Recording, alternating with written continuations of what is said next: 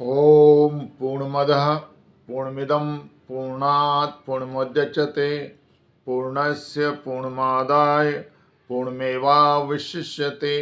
ओम शांति शांति शांति।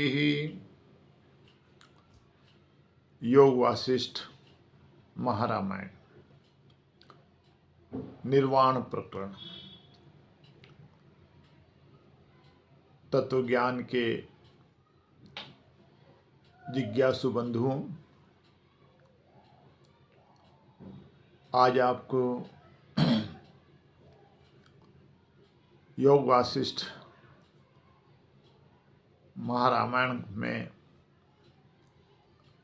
बड़ा सुंदर प्रसंग आया है। निर्वाण प्रकरण में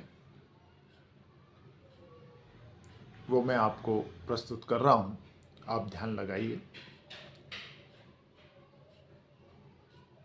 श्री वशिष्ठ जी से राम ने पूछा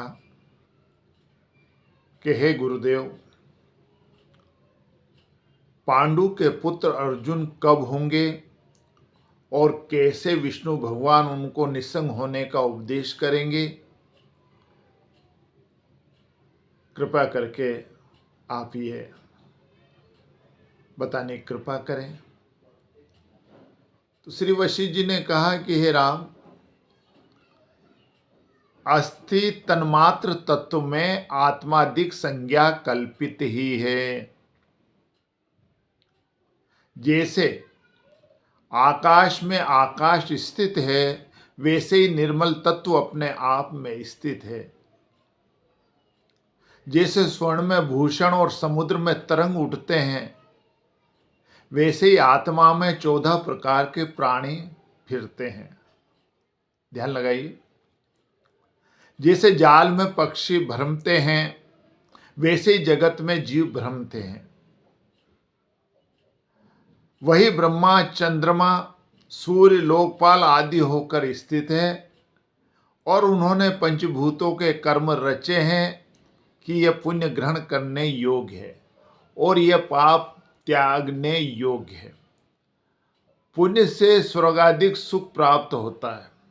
बिल्कुल सही बात है, ध्यान लगाइए।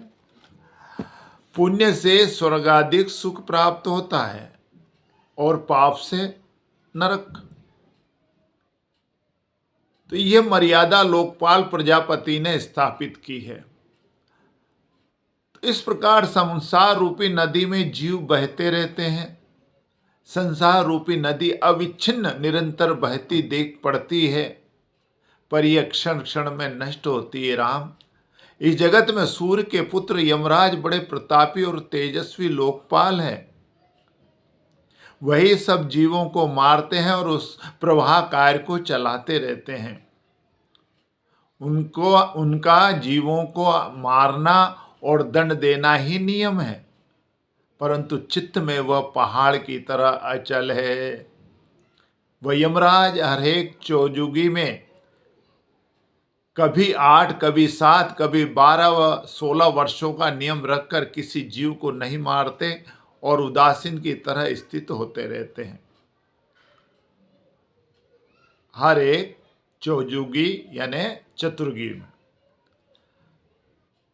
जब पृथ्वी में अधिक प्राणी हो जाते हैं, राम, चलने को मार्ग नहीं रहता और कोई दुष्ट जीवों को दुख देते हैं, जिससे पृथ्वी भारी और दुखी होती है, व्याकुल हो जाती है। तब पृथ्वी के दुख को समझकर पृथ्वी के भार को उतारने के निमित्त विष्णु भगवान अवतार लेकर दुष्ट जीवों के नाश और धर्म मार्ग की रक्षा करते हैं। राम, तो हे राम, इस प्रकार नियम के पालक यम को अपना काम करते अनंत युग व्यतीत हो गए हैं। वैसे ही प्राणी और जगत भी असंख्य हो गए हैं। इस सृष्टि का अब विवस्वत यह मनु है। वह आगे 12 वर्ष पर्यंत नियम करेगा और किसी को न मारेगा। तब जीव अक्रूर कर्म करने लगेंगे और पृथ्वी प्राणियों से भर जाएगी। जैसे वृक्ष गुच्छों के साथ गुंथ जाते हैं, वैसे ही पृथ्वी भी प्राणियों से गुंथ जाएगी। और जैसे चोर से डरकर स्त्री भर्ता की शरण में जाती है, वैसे ही पृथ्वी भी दुखित होकर श्रीमन्नारायण विष्णु की शरण में जाएगी। तब विष्णु जी 2 देह धारण कर पृथ्वी का भार उतारेंगे और सन्मार्ग स्थापित करेंगे। सब देवता भी अवतार लेकर उनके साथ आएंगे और नर नायक होंगे।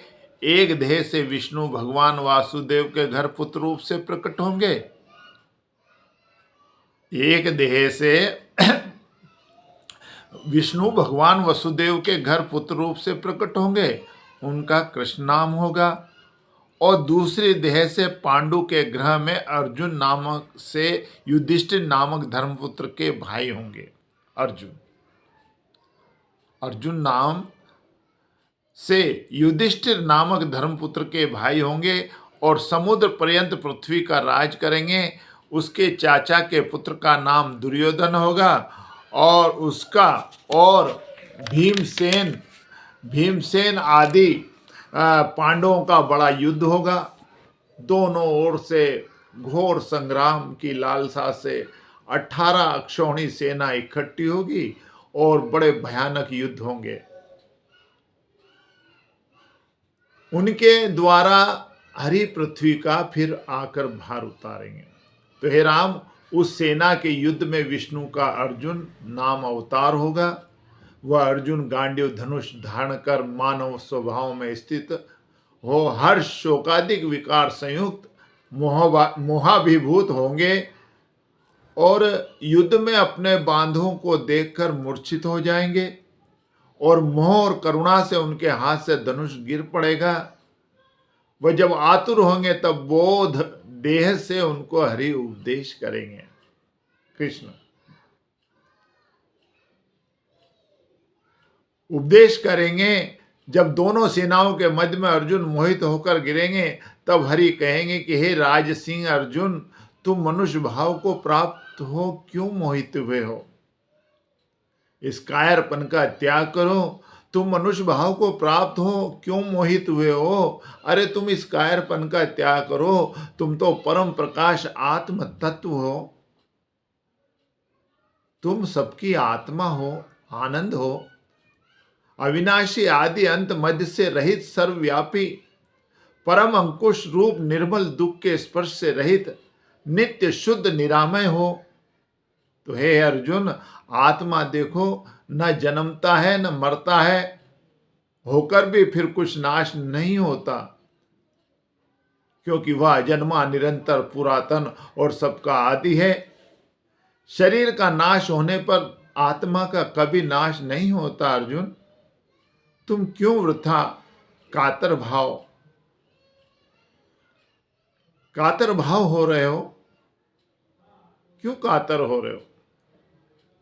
इस कातर भाव में लिप्त न हो और मैं जैसा कहूं वैसा करो। इति श्री योग वशिष्ठ निर्वाण प्रकरणे नारायण अवतारो नामेक 50वां सर्ग।